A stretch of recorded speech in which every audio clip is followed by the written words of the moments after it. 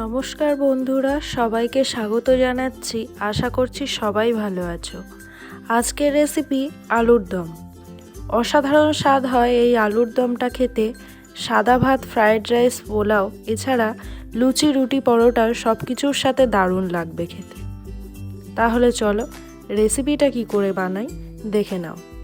সবার প্রথমে আমি ইন্ডাকশানটাকে অন করে কড়াটা বসিয়ে তার মধ্যে অল্প করে তেল দিয়ে গরম করে নেব। তেল গরম হয়ে গেলে আমি এখানে পেঁয়াজ কুচি দিয়ে দেব। এখানে দুটো পেঁয়াজ আছে, একটা টমেটো কুচি করে রেখেছি সেটা দিয়ে দেব, কয়েকটা গোটা রসুন দিয়ে দেব, আর দেব কয়েকটা গোটা আদা পিস করে নিয়েছি সেটাকেও দিয়ে দেব, আর দেব 5-6টা মতো কাজু বাদাম দিয়ে আমি এবার এগুলোকে তেলের মধ্যে একটু হালকা করে ভেজে নেব।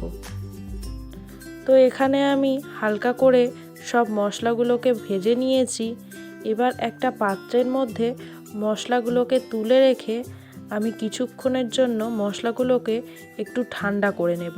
ঠান্ডা হয়ে যাওয়ার পর আমি মশলাগুলোকে একটা পেস্ট বানিয়ে নেব। অন্যদিকে ওই একই কড়ায় আমি আর একটু তেল দিয়ে দেব। তেলটা হালকা গরম হলে আমি এর মধ্যে 1/2 চামচ লবণ আর দেব একটু হলুদ গুঁড়ো দিয়ে একটু মিশিয়ে নেব। এবার কেটে রাখা আলুগুলোকে আমি এর মধ্যে ছেড়ে দেব। একটা গোটা আলুকে আমি 2 টুকরো করে নিয়েছি এখানে। এবার আমি ভেজে নেব। তো আলুগুলো ভাজা হতে থাক, অন্যদিকে আমি মশলার পেস্টটা করে নেব। ভেজে নেওয়া মশলাগুলো আমি একটা মিক্সির জারের মধ্যে দিয়ে দেব। সামান্য একটু জল দিয়ে দেব। মশলার পেস্টটা আমি বানিয়ে নেব। মশলাটা আমি এখানে পেস্ট করে নিয়েছি। তো দেখো এইরকম স্মুথ পেস্ট আমি বানিয়ে নিয়েছি। অন্যদিকে আমি আলুগুলো একটু দেখে নেব। তো মিনিট 15 আমি আলুগুলোকে ভালোভাবে এইভাবে ভেজে নিয়েছি। এবার আমি আলুগুলোকে একটা পাত্রের মধ্যে তুলে নেব।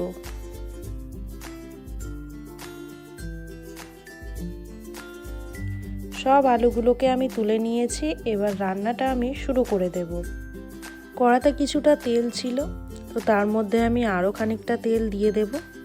দিয়ে তেলের মধ্যে আমি দেব 2টো তেজপাতা, একটা শুকনো লঙ্কা, গোটা গরম মশলা দেব, যার মধ্যে ছিল এলাচ, লবঙ্গ, দারচিনি আর একটু জয়িত্রী, গোটা জিরে দিয়ে দেব। একটু ফোড়নগুলো ভালো করে ভেজে নেব যাতে এর থেকে একটা মিষ্টি সুগন্ধ বের হয়। এবার আমি এর মধ্যে পেস্টটা দিয়ে সুন্দর করে আমি এটাকে কষবো।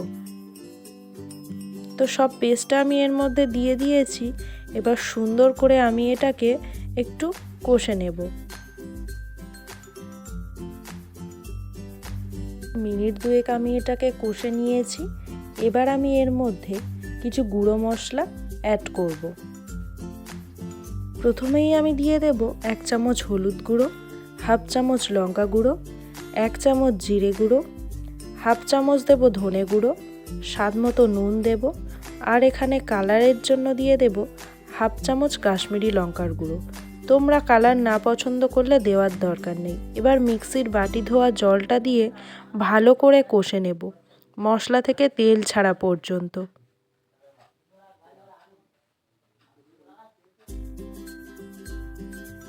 মশলাটা থেকে সব জল শুকিয়ে তেল ছেড়ে দিয়েছে।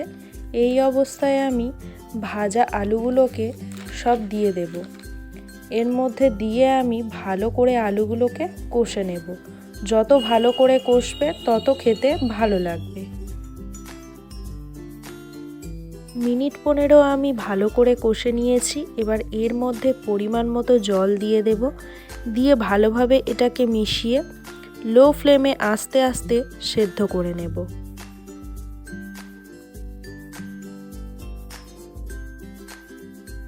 কুড়ি মিনিট পর ফিরে এসেছি। দেখো জলটাও অনেকটা কমে গেছে আর আলুটাও ভালোভাবে সেদ্ধ হয়ে গেছে। এবার শেষে দিয়ে দেব 1/2 চামচ গরম মশলা গুঁড়ো আর 1/2 চামচ ঘি। একটু নেড়েচেড়ে নামিয়ে নেব।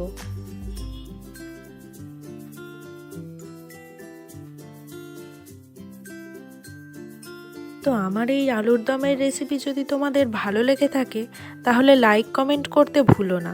আর এরকম নতুন নতুন রান্না দেখতে চাইলে আমার চ্যানেলটিকে সাবস্ক্রাইব করে দিও, যাতে নতুন কোনো ভিডিও ছাড়লে তোমাদের কাছে নোটিফিকেশান চলে যায়। তো পুরো ভিডিওটা দেখার জন্য সবাইকে ধন্যবাদ। আজ তাহলে আসি, নতুন দিন নতুন কোনো রেসিপি নিয়ে তোমাদের সামনে হাজির হয়ে যাব। তো সবাই ভালো থেকো, সুস্থ থেকো।